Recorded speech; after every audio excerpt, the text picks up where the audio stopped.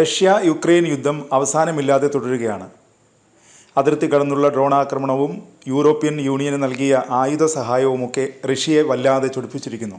ഇതിനു പിന്നാലെയാണ് തന്ത്രപ്രധാന അതിർത്തിയായ ക്രിമിയ പാലത്തിൽ റഷ്യ 32,000 സൈനികരെ വിന്യസിക്കുകയും അത്യാധുനിക യുദ്ധോപകരണങ്ങളും ഡ്രോണുകളും വിന്യസിക്കുകയും ചെയ്തത്. റഷ്യ നടപടിയിൽ നിന്ന് പിന്മാറണമെന്ന യൂറോപ്യൻ യൂണിയൻ്റെ ആവശ്യം തള്ളിയതിന് പിന്നാലെ ഫ്രാൻസും ബ്രിട്ടനുമെല്ലാം യുക്രൈന് പിന്തുണയുമായി രംഗത്തെത്തിയിട്ടുണ്ട്. ഇത് കാര്യങ്ങൾ കൂടുതൽ വഷളാക്കുമെന്നാണ് വിലയിരുത്തൽ. ഈ സാഹചര്യത്തിൽ റഷ്യ അവരുടെ അറ്റകൈ ആയുധം പുറത്തെടുത്താൽ ഇരുഭാഗത്തും വൻ നാശനഷ്ടം ഉണ്ടാകുമെന്നാണ് ഭയപ്പെടുന്നത്. റഷ്യയ്ക്ക് അത്യാധുനിക ബോംബുകൾ, മിസൈലുകൾ തുടങ്ങിയവയുടെ വലിയ ശേഖരം തന്നെയുണ്ട്.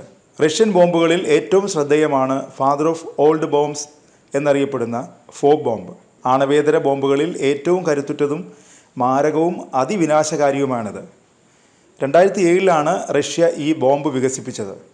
അതിനുശേഷം റഷ്യ ചില യുദ്ധങ്ങളിൽ പങ്കെടുത്തെങ്കിലും ഇത് ഉപയോഗിച്ചിരുന്നില്ല. തെർമോബെറിക് ബോംബ് എന്ന വിഭാഗത്തിൽ ഉൾപ്പെടുന്ന ബോംബാണ് ഫോബ്. വളരെ ഉയർന്ന താപനിലയിൽ സ്ഫോടനം നടക്കുന്നു എന്നതാണ് തെർമോബെറിക് ബോംബുകളുടെ പ്രധാന സവിശേഷത.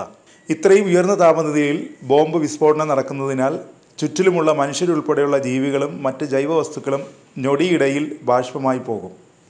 അത്രത്തോളം വിനാശകാരിയാണ് ഈ ബോംബ്. 2007 ഈ ബോംബിൻ്റെ പരീക്ഷണം റഷ്യൻ സൈന്യം നടത്തിയത്. ഒരു ആണവ ബോംബ് വിസ്ഫോടനത്തിൻ്റെ അതേ വ്യാപ്തിയും ശേഷിയുമുള്ളതാണ് ഈ ബോംബിൻ്റെയും വിസ്ഫോടനം. എന്നാൽ ആണവായുധത്തിൻ്റെ പരിസ്ഥിതി ദൂരവ്യാപക പ്രത്യാഘാതങ്ങൾ ഇതിൽ നിന്നുണ്ടാവില്ല. അമേരിക്കയ്ക്ക് മാസീവ് ഓർഡിനൻസ് എയർ ബ്ലാസ്റ്റ് എന്ന പേരിൽ അതീവ ശേഷിയുള്ള ഒരു ബോംബുണ്ട്. US-ൻ്റെ ആണവേതര ആയുധപുരയിലെ ഏറ്റവും കരുത്തുറ്റ ബോംബായ ഇതിനെ മദർ ഓഫ് ഓൾഡ് ബോംബ് എന്ന് വിളിക്കാറുണ്ട്.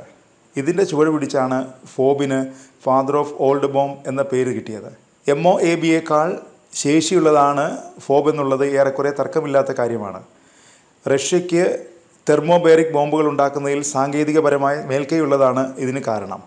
അമേരിക്കൻ MOABയ്ക്ക് 11 ടൺ TNT ശേഷിയാണ് കണക്കാക്കുന്നത്. ഇതേ സ്ഥാനത്ത് ഫോബിൻ്റേത് 44 ടൺ TNT ആണ്. MOABയുടെ ശേഷിയുടെ 4 ഇരട്ടി ശേഷി വരും ഇത്. 7100 കിലോ ഭാരമുള്ള ഫോബ് MOABയേക്കാൾ ഭാരം കുറഞ്ഞതാണ്.